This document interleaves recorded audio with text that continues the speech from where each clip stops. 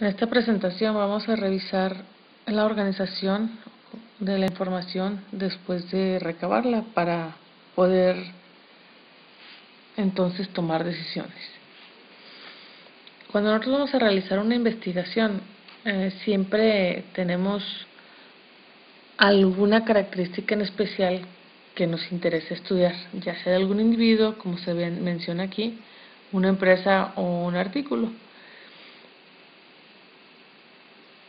Pero estas observaciones se van recabando en desorden conforme nosotros vamos apuntando o vamos registrando esta información, pues es conforme se nos va otorgando. Entonces lo que tenemos que hacer es organizarlo y a partir de ahí obtener las medidas de tendencia central y de dispersión para que podamos entonces tener indicadores que nos describan el comportamiento de la población que estamos analizando. Aquí tenemos nuevamente algunos de los conceptos que se utilizan comúnmente en este proceso de organización de datos. Ya sabemos que la estadística pues es la ciencia que se encarga de, a través de diferentes métodos, recopilar, organizar, presentar una información para posteriormente analizarla e interpretarla. Y pues como su nombre lo dice aquí, la toma de datos pues no es más que obtener esa información que nosotros queremos analizar y estudiar. Luego ordenarlos en base a un recorrido o rango, un intervalo de valores que estamos manejando. ¿Qué son las medidas de tendencia central? Pues estas tres medidas de tendencia central nos indican hacia dónde se van a agrupar estos datos que vamos a trabajar. La media es uno de los más utilizados, pues es un promedio de todas las observaciones. La mediana, como ustedes pueden ver aquí, es el dato que se encuentra justo al centro de todas las observaciones o los datos recabados, pero después de organizarlas. La moda es el dato o la observación que más se presenta. Y estas son las maneras de representarlos en las fórmulas.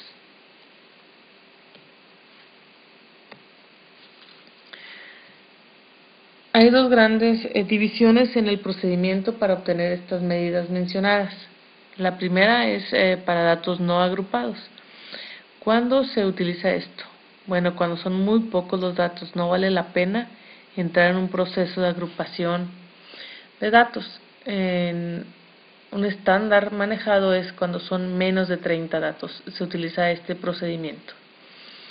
Entonces se recaba la información y lo primero que tenemos que hacer es ordenarla. En este ejemplo se desean analizar las ganancias obtenidas durante esta semana y así como se fueron dando domingo, lunes, martes, miércoles, jueves, viernes y sábado.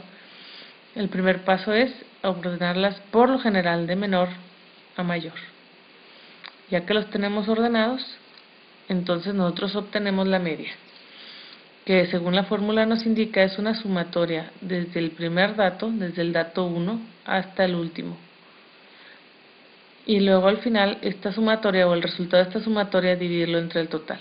Entonces, si yo tengo 7 datos, los sumo todos ellos y los divido entre 7, que es la cantidad de información que recabé. Por lo tanto, el promedio de estas ganancias que nosotros obtuvimos durante la semana es de 516.14. Sabemos que esta media pues es un dato que representa a la información o a las ganancias que se presentaron en la semana, puesto que hubo días muy malos y días muy buenos. Entonces el promedio nos nivela y nos representa en general cómo es que se pudo haber comportado esta semana. El siguiente es la mediana. La fórmula para obtener esta mediana es de la posición del dato. Entonces esta mediana es n más 1 entre 2. N, recuerden que es la cantidad de datos que recabamos, en este caso son 7, por eso tenemos aquí el 7, más 1 entre 2. Entonces me dice que el dato que se encuentra en la posición 4 es el de la mediana. Ojo, este no es la mediana, es la posición de la mediana. obviamente después de que se ordenó. Si los datos no fueron ordenados, esto no será viable obtenerlo. Entonces, en la posición 1, 2, 3, 4 es donde tenemos la mediana. Para este problema en particular, la mediana es el 557. La moda, en este caso, no es necesario ordenarlo si no quisiéramos, pero sí nos facilita más la obtención. Si nosotros ya los tenemos ordenados para la mediana, nos damos cuenta más fácilmente que el 607 es el único que se repite. ¿Qué pasa si nosotros contáramos con otro 232 en vez de este? Bueno, pues mi muestra sería bimodal, tendría dos datos que se repiten en igual cantidad de veces. O si ninguno se repite, se diría que esta muestra es amodal, sin moda alguna. Las medidas de dispersión son las que indican qué tanto se alejan los datos de su media o su promedio. Las dos principales son la varianza y la desviación estándar. La varianza, si estamos hablando de la población, se representa a través de este sigma minúscula al cuadrado. Si estamos hablando de una muestra, es con una S mayúscula al cuadrado. La desviación estándar se representa de esta manera con la sigma minúscula pero sin el cuadrado y la S pero sin el cuadrado.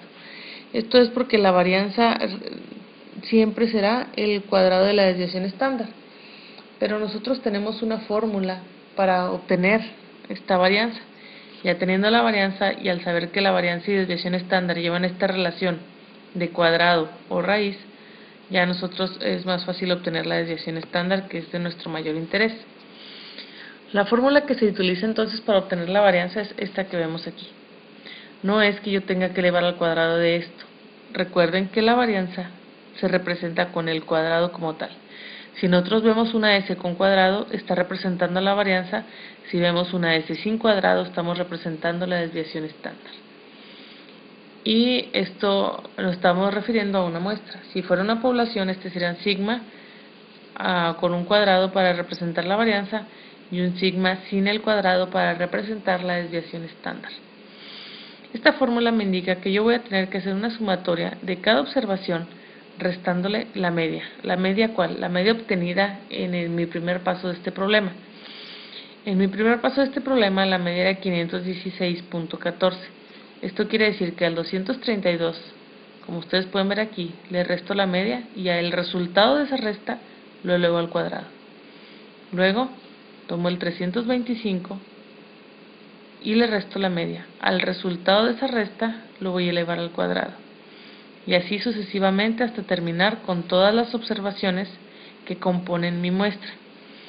Ya cuando tengo yo esta sumatoria, que a mí me da como resultado en este problema 220.196.85, lo divido entre el total de datos que tengo en mi muestra y obtengo de esta manera la varianza, el cual voy a sacarle raíz para tener entonces la desviación estándar. Y estas son las medidas de dispersión para datos no agrupados. ¿Qué pasa con los datos agrupados? La otra gran división. Bueno, este procedimiento tiene como objetivo calcular los mismos indicadores de media, mediana, moda, varianza y desviación estándar. Pero este se aplica cuando nosotros tenemos muestras de 30 o más datos. Ya cuando son más las observaciones recabadas, pues es conveniente agruparlas para poder trabajarlas de una manera más sencilla. Entonces, ¿cómo se agrupan? Se agrupan a través de una distribución de frecuencias, que no es más que una ordenación tabular de datos, es decir, la generación de una tabla en la que yo organice mis datos en grupos. Los intervalos de clase, pues es el tamaño de esas clases o categorías, grupos en los que yo voy a separar mis datos. La frecuencia de la clase es el número de datos o elementos que van a entrar en esa clase o en ese grupo.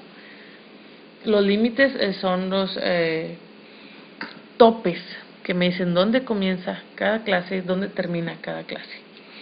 Y la marca de clase es el punto medio de esta para utilizarla como representante de todos los datos que fueron clasificados dentro de esas clases. Entonces vamos a verlo sobre un ejemplo. Este es un registro que se llevó en la caseta en la carretera Sacramento durante las 56 horas alrededor de X fecha, en este caso el 16 de septiembre. Entonces, como les comentaba al principio, la información se va registrando conforme se va presentando. Esto es en desorden. Nuestro primer paso, es ordenar la información del dato más pequeño hasta el dato más grande. Aquí tenemos que el más pequeño fue el 31 y el más grande fue el 145. Están ordenados en forma ascendente.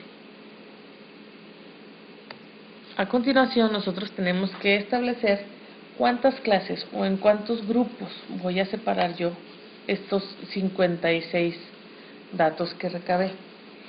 Entonces, 56 es el tamaño de la muestra con la que yo voy a trabajar, porque son 56 los datos que tengo aquí. Entonces, este es el que va a ser sustituido aquí.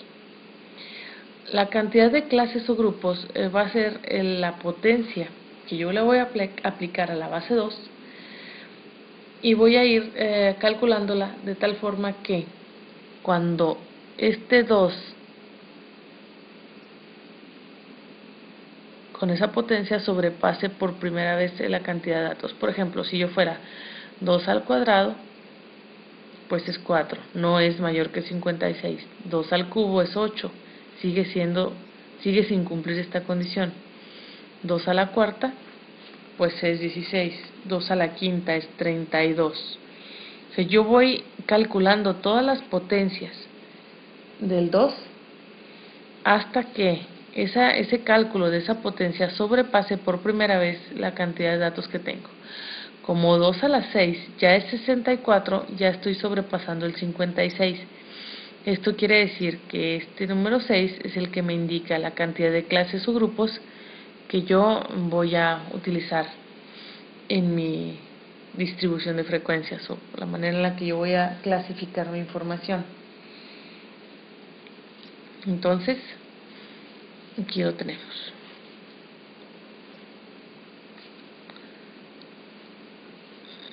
Con este dato que obtuvimos aquí ya conocimos que fueron 6 las clases o grupos que yo voy a hacer. Entonces el siguiente paso es determinar, ok, ya sabemos que son 6 grupos. ¿Por qué? Porque 2 a la 6 por primera vez fue más grande que el 56. 2 a la 5 no, porque no cumple con ser más grande que el 56. Entonces me están diciendo, vas a hacer 6 grupos. Muy bien, ¿de qué tamaño? Ese es el tamaño de intervalo que yo voy a tener aquí. Este tamaño de intervalo que me está diciendo, calcúlalo con el dato más grande que tienes en todas tus observaciones, restándole el dato más pequeño y divídelo entre el número de clases que tú calculaste en el paso anterior. El dato más grande que yo tengo en mi información es 145, el más pequeño es 31. La cantidad de clases son 6, entonces 145 menos 31 entre 6. Recuerden que la prioridad de operaciones es muy importante. No vayan a meter en la calculadora directamente aquí 145 menos 31 entre 6, porque el 6 nada más dividiría el 31. Usen paréntesis o hagan la resta, denle igual en su calculadora y entonces hagan la división. Esto me dice que yo voy a agrupar mis datos considerando que va a haber 19 en cada una de las clases. Estos 19 se refieren a un conteo de manera natural. Yo no voy a contar los 19 aquí en mi información, porque si se fijan yo tengo 31, pero no hay 32 ni 33, se brinca hasta el 34, no hay 35 ni 36, no hay 38. Entonces estos son datos reales, cómo se fueron presentando. Estos 19 yo los voy a hacer en conteo natural. ¿Esto qué quiere decir? Que voy a considerar todos los datos existentes en la recta numérica, enteros obviamente. Pero hay una condición más. Las clases yo no las puedo armar sumando directamente. Esto se tiene que hacer contando. Y es bien importante porque si yo lo hago sumando, quiere decir que al dato que ya tengo en mi límite inicial, ya lo estoy considerando como parte de la clase. Si yo todavía le sumo otros 19 más, quiere decir que en realidad yo estoy considerando 20 datos en esa clase y no 19, como se me pidió o se estipuló aquí según esta fórmula. Entonces, lo que tenemos que hacer es contar el primer dato, que ya sería el primero de esos 19, y sumar los 18 restantes. Vamos a ver cómo se hará aquí. Yo comienzo con el dato más pequeño, que era el 31. Pero como les comentaba, el 31 ya cuenta como parte de esos 19 que tengo que incluir en esta clase. Entonces, ¿qué tengo que hacer? Pues 31 ya es el primero. ¿Cuántos me faltan para completar 19? Pues 18 más. Ahí sí yo voy a sumar esos 18 al 31, que es mi primer dato. Esto me dice que yo voy a abarcar del 31 al 49 en mi primer clase. Si ustedes hacen el conteo uno por uno, de 31, 32, 33, 34, 35 hasta el 49, se van a dar cuenta que son 19 los datos que estamos considerando como miembros de esta clase. La siguiente clase yo la comienzo con el dato inmediato posterior entero de este 49, o sea, el 50. Como el 50 ya es el primer dato de esta clase, me faltan 18 más. Entonces 50 más 18 me da el 68. Nuevamente, si ustedes desean comprobar, pues simplemente tendrían que contar considerando como su primer dato ya el 50, 51, 52, 53 e ir considerando así, y se darán cuenta que desde el 50 hasta el 68 estamos considerando 19 datos. Y así sucesivamente. La siguiente clase la comenzamos con el 69 sumándole 18, con el 88 sumándole 18, con el 107 sumándole 18 más. Entonces, así hasta terminar. ¿Qué pasa? ¿Qué va a suceder en este tipo de generación de distribuciones de frecuencias? Originalmente mi fórmula con la que yo comencé mi problema me decía que iba a utilizar 6 clases. Si ustedes ven, yo aquí tengo 1, 2, 3, 4, 5, 6. Pero esta clase terminó en el dato 144. Mi información me dice que yo tengo datos hasta el 145. Yo no puedo dejar un dato, aunque sea uno, fuera de mi distribución de frecuencias. Pero tampoco puedo hacer una clase excepcionalmente más grande que las demás. Lo que tengo que hacer es generar una clase más, aunque sea por uno solo de los datos, pero que todos estén abarcados y que todas las clases sean del mismo tamaño. Yo no puedo hacer una clase más grande solamente para abarcar el último dato que me faltaba. Más bien lo que tengo que hacer es generar una clase más. Esto sucede muy a menudo, entonces no hay problema, porque la primera fórmula era un apoyo para comenzar la generación de mi distribución de frecuencias. A partir de aquí, el siguiente paso es obtener la marca de clase, porque si aquí va a haber información, como si fueran cajitas en donde yo voy metiendo los datos, desde el 31 hasta el 49, tengo que encontrar un representante de ellos, y este es la marca de clase, que no es más que el punto medio entre estos dos límites. ¿Cómo sacamos un punto medio? Simplemente sumamos 31 más 49, lo dividimos entre 2 y obtenemos esta marca de clase. Aquí hay que tener mucho cuidado, de pronto estamos haciendo las cosas en automático y no nos damos cuenta que si es un promedio no puede ser ni más chico de 31 ni más grande de 49, tiene que ser obviamente un punto medio.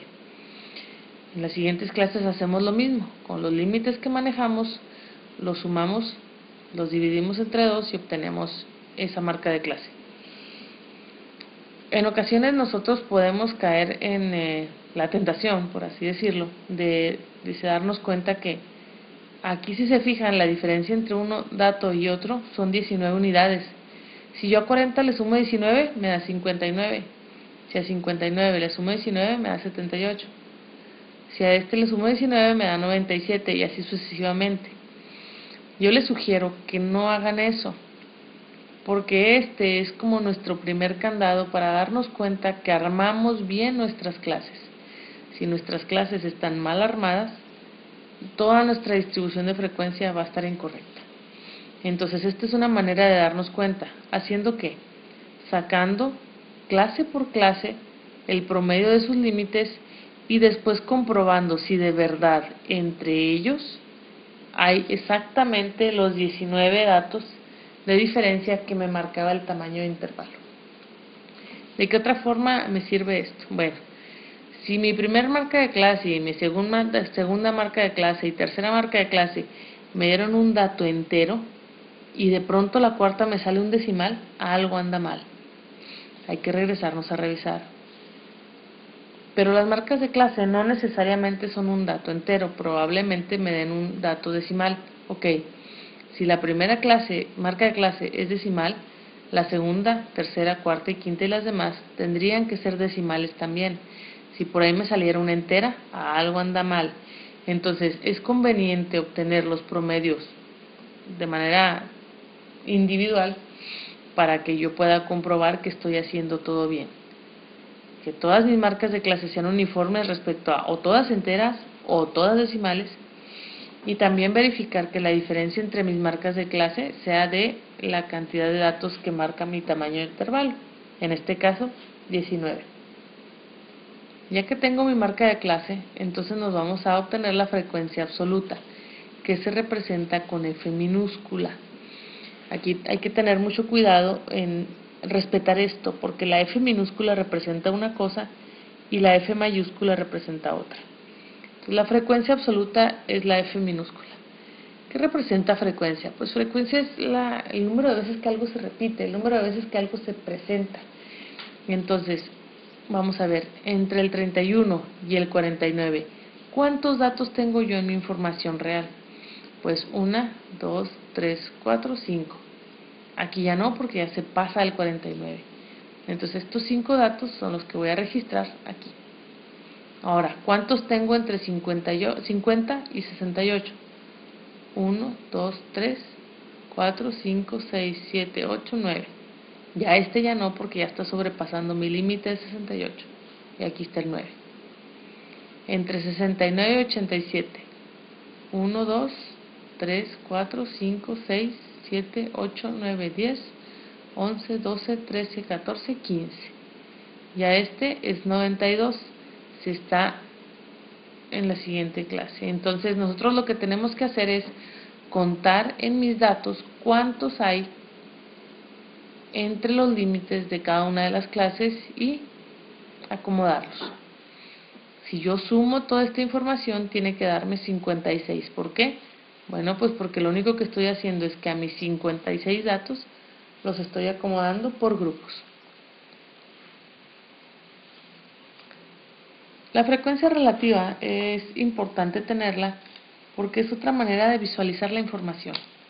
Probablemente el 15 a alguien que no esté involucrado con este problema se le hagan pocos, pero para nosotros que sabemos que son 56 nada más los registrados, pues 15 es el más alto.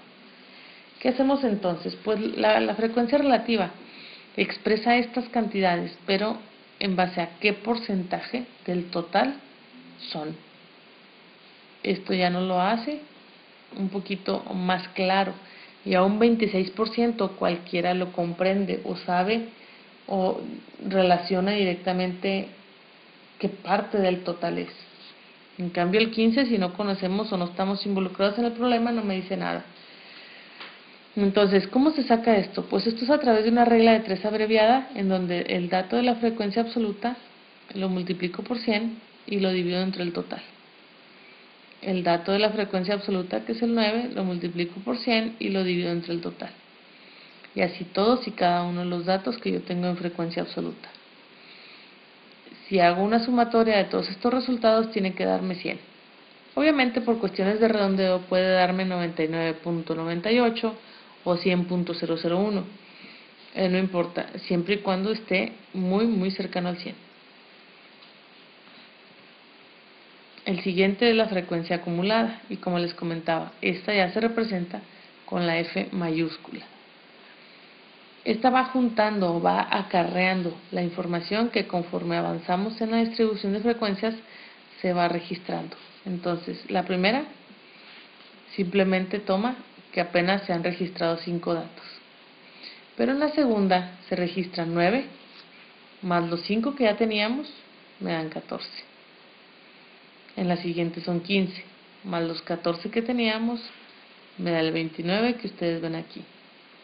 En la siguiente son 8, más los 29 que tenía, me dan 37. 9 más los 37 me da 46 y así sucesivamente. Dándome entonces al final el 56 total, pues de la información que estoy trabajando. Esta frecuencia acumulada también puede expresarse en porcentaje de la misma manera que le hicimos con la absoluta. 5% entre 56, que es el total, 14% entre 56, 29% entre 56, 37% entre 56 y así hasta terminar. Estas dos últimas columnas son auxiliares para, como ustedes ven ahí, calcular la media y la varianza. En la primera yo voy a multiplicar en cada una de las clases su frecuencia por la marca de clase correspondiente. Es decir, que en la primera de las clases es la frecuencia, que es 5, por 40, que es la marca de clase. Aquí están invertidas, pero ustedes recuerden que en el orden de los factores no altera el producto en una multiplicación. 9, que es la frecuencia, por su marca de clase, que es 59, es lo que ustedes pueden ver aquí. 15, que es la frecuencia, por su marca de clase, que es 78, es la siguiente. Y así lo hacemos con todas y cada una de las clases. Estos resultados obtenidos en esas multiplicaciones los sumamos al final. En la otra columna nosotros vamos a multiplicar la frecuencia, pero ahora por el cuadrado de la marca de clase. Tengan mucho cuidado. El cuadrado es solamente a la marca de clase, no a la frecuencia junto con ello. O sea, no vayan a elevarme este al cuadrado, porque el cuadrado no está siendo aplicado a la multiplicación. Si ustedes se fijan, se aplica solo a la marca de clase. Esto quiere decir que yo estoy multiplicando 5, que es la frecuencia, por el cuadrado de 40. Aquí el que tiene el cuadrado es el 40, no el 5. 9 por el cuadrado de 59. Aquí el cuadrado lo tiene la marca de clase. Y aplicamos esta operación a todas y cada una de las clases. Esos resultados entonces los sumamos al final. Y tenemos ahora nuestra distribución de frecuencias completa. Empezamos con la obtención de medidas de tendencia central, donde la primera, la más importante y la más utilizada es la media. La media se obtiene a través de la siguiente fórmula.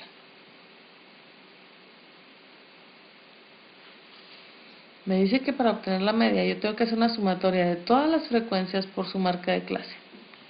Justamente lo que hicimos aquí. Todas las frecuencias por su marca de clase, al final yo aquí lo tengo sumado. 5090. Entonces vacío el dato directamente. Eso lo vamos a dividir entre el total de datos que tenemos, que son 56. Y me da un promedio de 90.89. Y así nosotros vamos a dar un resultado concreto a algún staff o qué sé yo. Esto lo redondeamos porque estamos hablando de vehículos. Se dice que aproximadamente en promedio pasaron 91 vehículos por hora. La mediana. Esta es la fórmula de la mediana, en donde LMED representa el límite inferior de la clase mediana, n entre 2, pues n es la cantidad de datos, f es la frecuencia acumulada de la clase anterior a la mediana, mucho cuidado, anterior. F minúscula es la frecuencia absoluta de la clase mediana y TI pues es el tamaño de intervalo que hemos obtenido. Si ustedes se fijan, aquí me menciona muchas veces clase mediana, clase anterior a la mediana, clase mediana. Esto quiere decir que tenemos que ubicarnos primero en una de las clases y etiquetarla como clase mediana, para en base a ella obtener la información que la fórmula me está solicitando. ¿Cómo la obtengo? Dice, para comenzar a sustituir en la fórmula debemos ubicar esa clase mediana. Esta es donde por primera vez se iguala o sobrepasa el n sobre 2. Recuerden que la mediana es el dato que se encuentra justo a la mitad. Entonces, la mitad de 56 es 28. Yo no puedo saberlo aquí, porque aquí es cada quien está registrando lo que tiene, ignorando el resto de las clases. Esto se hace sobre esta columna. porque esta es la que me va diciendo cuántos datos he ido recorriendo. Aquí he ido recorriendo 5, aquí 14, aquí ya fueron 29. Ya me pasé. ¿Qué quiere decir? Que el 28 está contenido en esta clase. Entonces, esa es mi clase mediana. Me voy a ubicar ahí. Y a partir de aquí yo voy a empezar a sacar toda la información necesaria. La fórmula me decía límite inferior de la clase mediana. Bueno, pues si esta es la clase mediana, ¿dónde me están marcando los límites de estas clases? Aquí. Este es el que me dice dónde empieza y dónde termina esta clase. Pues entonces el límite inferior es el 69. La frecuencia acumulada de la clase anterior a la mediana, pues es 14. Pues acuérdense, es de la anterior, no de la mediana, de la anterior. La frecuencia absoluta de la clase mediana es 15. Entonces vamos a ver. Ya nosotros obteniendo los datos de cada uno de estos elementos, los tenemos aquí. El límite inferior es 69, la frecuencia acumulada de la clase anterior es 14, la de la clase mediana es 15 y el tamaño de intervalo es 19. Entonces nosotros sustituimos a cada quien en su lugar. El límite inferior me dice que va aquí primero, el n entre 2 que es 28 va en primero, la frecuencia absoluta de la clase anterior a la mediana va aquí y la acumulada y la absoluta. Entonces hacemos estas operaciones. Tengan mucho cuidado al momento en que hacen la operación. Primero se hace la resta, luego la división, luego la multiplicación y al final la suma. Recuerden las prioridades de operaciones. Esto es que el dato de la mediana de esta información por agrupación es de 86.73.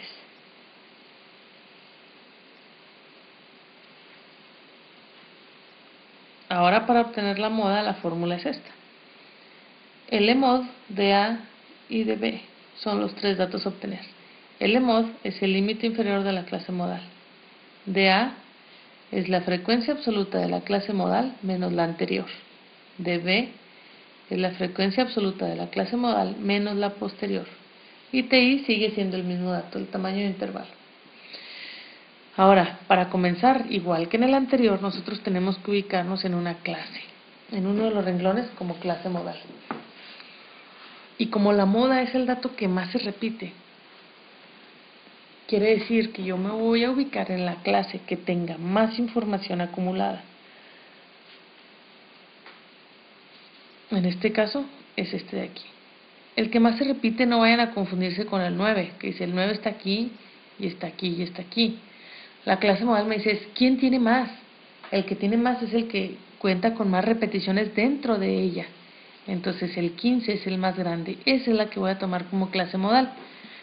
Al tener esta como clase modal, entonces el de A se va a calcular 15 menos 9. El de B se va a calcular 15 menos 8. 15 menos 9 me da 8, 15 menos 8 me da 7. Aquí está. Perdón, 15 menos 9 me da 6, 15 menos 8 me da 7. Entonces tengo aquí el límite inferior de la clase modal, que es 69.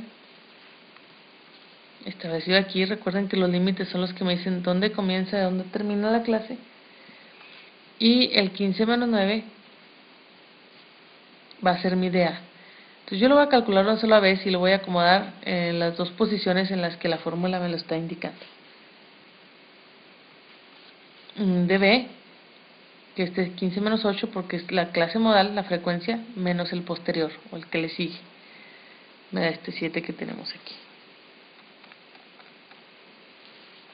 El tamaño de intervalo es el mismo 19 que nosotros habíamos manejado. Entonces, límite modal es 69, DA es 6, que se acomoda tanto arriba como abajo, DB es 7.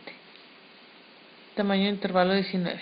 Entonces, hay que hacer primero las operaciones que están en este corchete, luego multiplicar por 19 y al final sumar con 69. Recuerden, prioridades de operaciones. Y de esta manera nosotros obtenemos la moda para este problema.